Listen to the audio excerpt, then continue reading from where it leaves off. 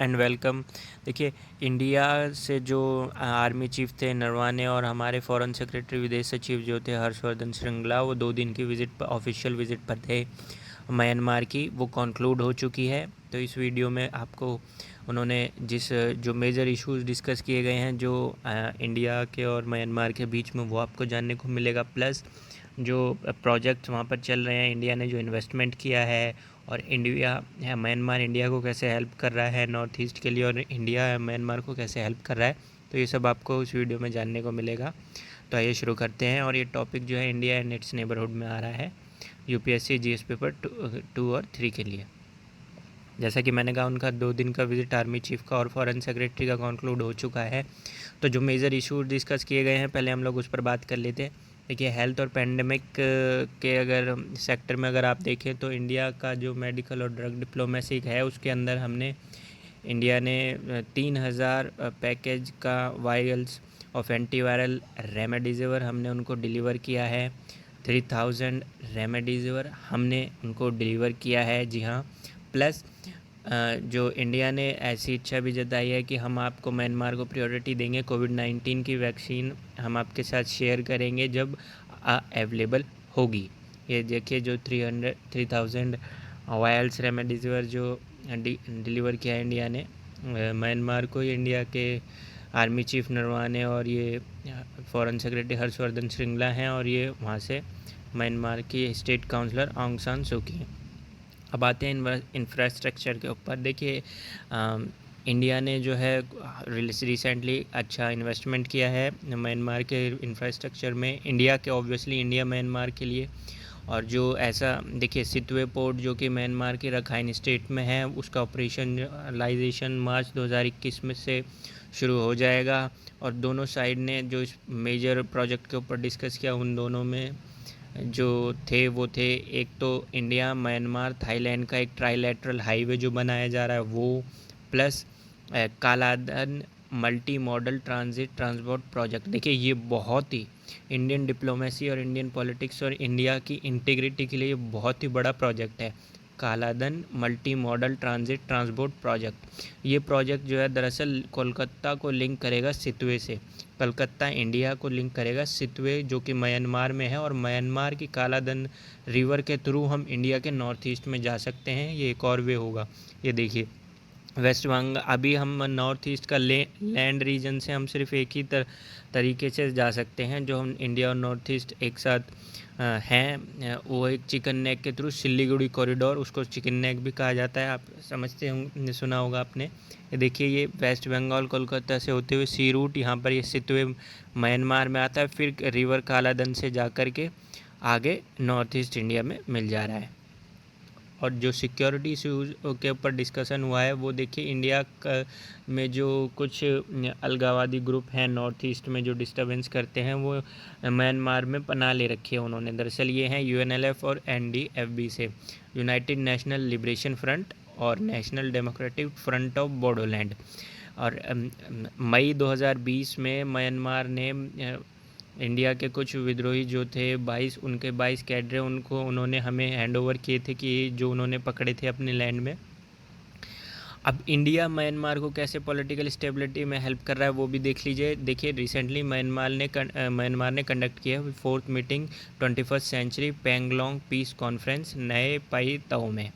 देखिए, ये जो कॉन्फ्रेंस है, ये दरअसल एक कॉन्फ्रेंस है जो कि 21st सेंचुरी के ऊपर है। ऑब्वियसली 2000 के बाद ये स्टार्ट की गई, एग्जैक्टली कहें तो 2016 में ये स्टार्ट की गई थी, जो लगातार चल रही है। और ये एक पीस कॉन्फ्रेंस है। इसका एम है कि पॉलिटिकल एनवायरनमेंट जो है उसके अंदर स्टेबिलिटी आए म्यांमार के अंदर, और पीसफुली उनके अंदर ट्रांजिशन हो जाए डेमोक्रेसी का। देखिए, जो आउटकम रहा है इस 4th मीटिंग का, वो ये रहा है कि म्यांमार की गवर्नमेंट के बीच में और 10 जो आर्म्ड एथनिक ग्रुप्स हैं, उन्होंने एक एग्रीमेंट साइन किया एनसीए का, यानी कि नेशनल सीजफायर एग्रीमेंट का। और इस चीज़ को इंडिया ने पूरी तरह से सपोर्ट किया, और इंडिया कह रहा है कि हम आपको कॉन्स्टिट्यूशनलिज्म और फेडरलिज्म में एग्जिस्ट करेंगे म्यांमार में, ताकि डेमोक्रेटिक ट्रांजिशन वहाँ पर हो जाए।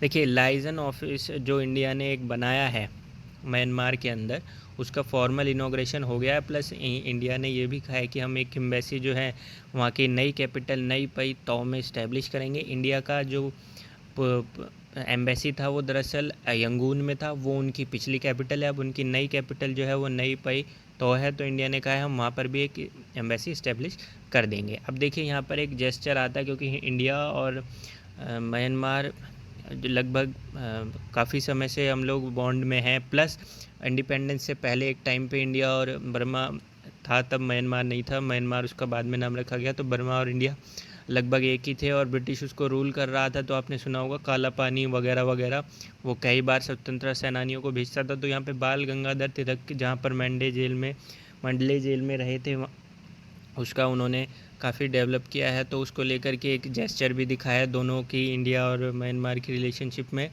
प्लस मैंडले जेल का कनेक्शन जो है बाल गंगाधर तिलक से ऐसे है क्योंकि वो 1908 से लेकर के 1914 तक 6 साल मैंडले जेल में रहे थे, क्योंकि उन्होंने डिफेंड कर रहे थे वो जो क्रांतिकारी थे खुदीराम बोस और प्रफुल्ल चाकी को। खुदीराम बोस और प्रफुल्ल चाकी ने दरअसल जो डिस्ट्रिक्ट जज था किंग्सफोर्ड, उस टाइम पर उसकी हत्या करने की कोशिश की थी बॉम्ब फेंक करके।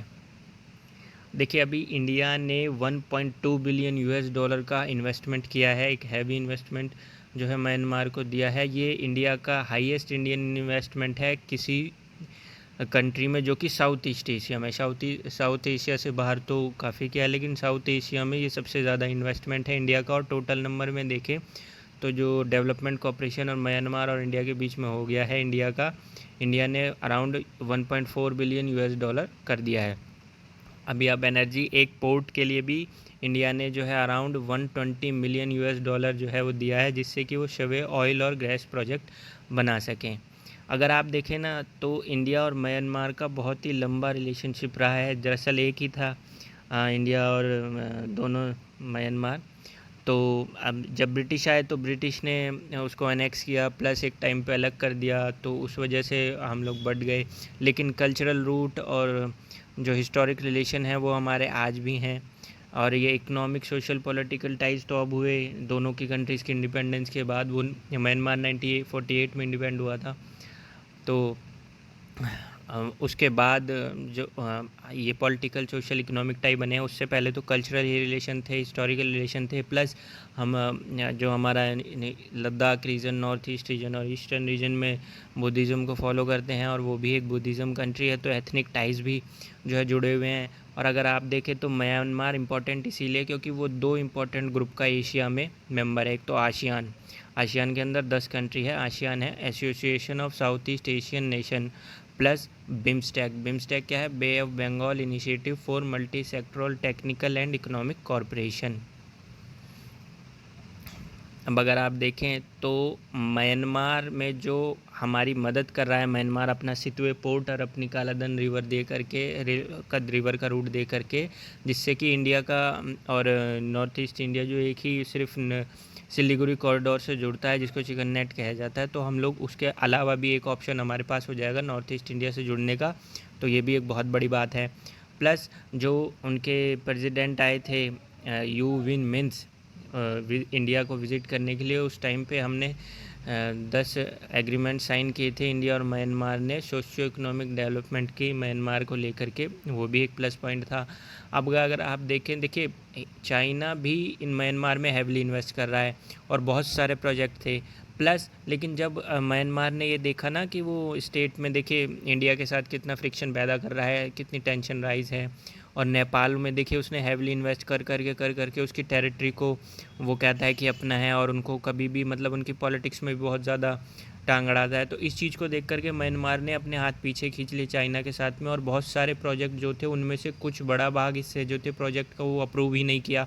कुछ अभी भी चल रहे हैं, लेकिन वो जो मेजर प्रोजेक्ट बहुत सारे होने वाले थे उनमें से काफ़ी कुछ जो है वो रिजेक्ट कर दिए गए म्यांमार ने, कि नहीं हम सिर्फ वही प्रोजेक्ट करेंगे जिसमें म्यांमार और चाइना दोनों का मेजरल होगा। यहाँ पे देखें तो आप म्यांमार जो है वो फेवर कर रहा है इंडिया को, और इंडिया भी म्यांमार के साथ इसीलिए है क्योंकि नॉर्थ ईस्ट इंडिया में जो ये कॉरिडोर बन रहा है वो भी मेन है, प्लस म्यांमार के हमारे रिलेशन, कल्चरल टाइज जो हैं वो भी एक हैं। तो इंडिया म्यांमार को लेकर के और म्यांमार इंडिया को लेकर के बहुत ही अच्छे से आगे चल रहा है, और आई होप कि आगे भी ऐसे ही चलेगा। तो ये है एंड इस वीडियो का। आई होप आपको कुछ जानने को मिला होगा। और गाइज़ अगर वीडियो अच्छा लगा हो तो इस तरह के डेली अपडेट्स के लिए हमारे चैनल को सब्सक्राइब ज़रूर करें, प्लस अगर आपको जीएस नोट्स चाहिए और डेली करंट अफेयर्स चाहिए तो हम डाल रहे हैं अपनी वेबसाइट www.planetgk.in पर। आप चाहें तो विजिट